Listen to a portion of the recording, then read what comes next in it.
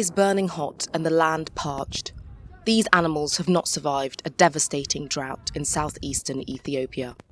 Here in the Somali region, there has hardly been a drop of rain for 18 months. God help us. May He give us rain. According to the UN, the lack of water has already killed nearly 1.5 million head of livestock in Ethiopia, nearly 2/3 of which are in the Somali region. All the herders say they have lost between 80 and 100% of their animals. I saw goats eating their own droppings and camels eating other camels. I've never seen anything like it in my life.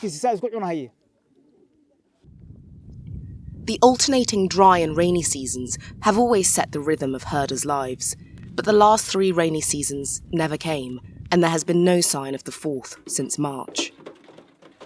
More frequent and more intense droughts are threatening the way of life of these nomadic and semi-nomadic populations. The pastoralists, as soon as they know they are trying to recover from the other drought, from the previous drought, they are hit by the second drought. So it make them impossible for them to recover quickly from the previous shocks. Yeah, so they are so close that these pastoralists they are unable to be resilient. Some have already left their villages to find work in the city. Others are so obsessed with saving the few animals they have left that they don't even have time to take care of their families. Looking after a child means risking losing livestock. In order to bring her son to hospital, this mother had to lie to her husband. We're always looking for pasture and water for our livestock. It takes up all our time. I brought my son here without telling my husband. He was against it. He wouldn't have let me come otherwise, because we have so much to do over there. The UN estimates that more than 5.5 million Ethiopians are severely food insecure due to the drought, a humanitarian disaster that comes on top of another one caused by the Tigray conflict in the north of the country. And it's the youngest who are paying the price.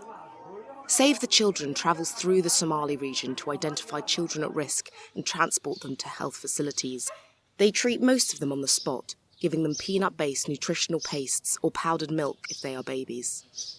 We come across some of the mothers who, because of they are not fed, they are not getting any food, they are not producing enough food for children or enough breastfeeding for children. These mothers are underfed and overwhelmed.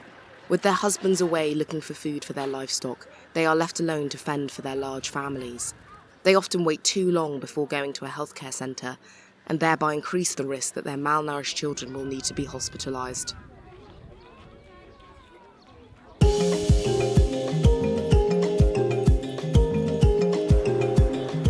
On the banks of the Ruzizi River that divides the Democratic Republic of Congo from Burundi, villagers badly need to work it out with their neighbours, the hippos. Living side by side is very complicated, says this resident of the village Katagota. She cannot forget what happened in 2017 when she lost the eldest of her 8 children. The hippos and I are enemies because they took my son away from me when he was just 16. He was a very smart boy and he was our family's pride. My son was really intelligent. He was studying and was already in his 2nd year. I was ready to sell my house to fund his studies, but the hippos killed him. Since 2019, at least 7 people have been killed by hippos and 6 others injured. Among them is this farmer who still can't believe he survived the attack.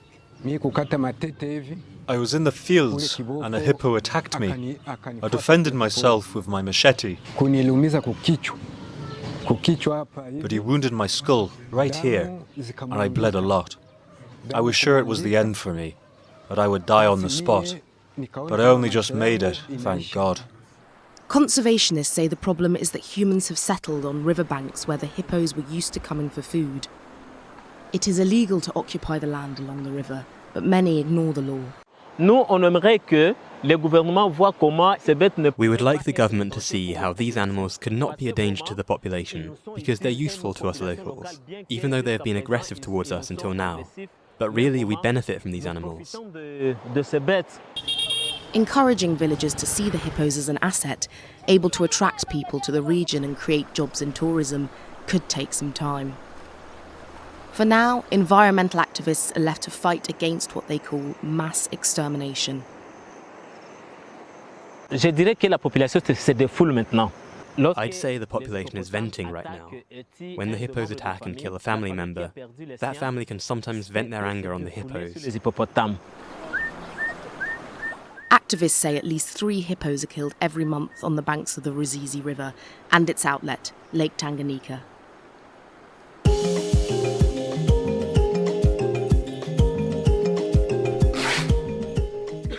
This pair of old jeans could have ended up in the bin, but to Najette, it has value. She tears them up, pulling them apart into raw materials she can use to weave a carpet. Najette says she learnt carpet making from her mother, but has adapted the craft. She now transforms second-hand clothing into eco-friendly carpets to make a living. I'm sitting here working at home. I'm free. I can work as I want. I don't need to go out for anything. I can cook and work in peace. The reason for Najette's happiness is her nephew, who in 2014 had the idea of ordering custom-made rugs from her to give to his friends. It was such a success that it blossomed into a larger project. Today, it allows 12 weavers to earn a living in Nefta, an oasis town 500 kilometres south of Tunis. It all started out on a slightly personal level in Nefta with Najette. We saw there was a craftswoman, like in many parts of Tunisia. Women, housewives who have a skill but are unable to live from it, because they don't have access to the markets, they can't travel, they don't know about customers, trending tastes. So I started it all off a bit by chance. 8 years later, this eco-friendly craft is now at the heart of a project that has spread across the country. The Shanti Association buys up rugs from the weavers in advance and finds buyers for them, ordering no more than 4 carpets a month from each woman, so the workload remains manageable. To ensure no family member intercepts a weaver's earnings, the payment is made directly into a bank account in her name. The association also sources second-hand or unsold clothes to turn into balls of wool ready for weaving. The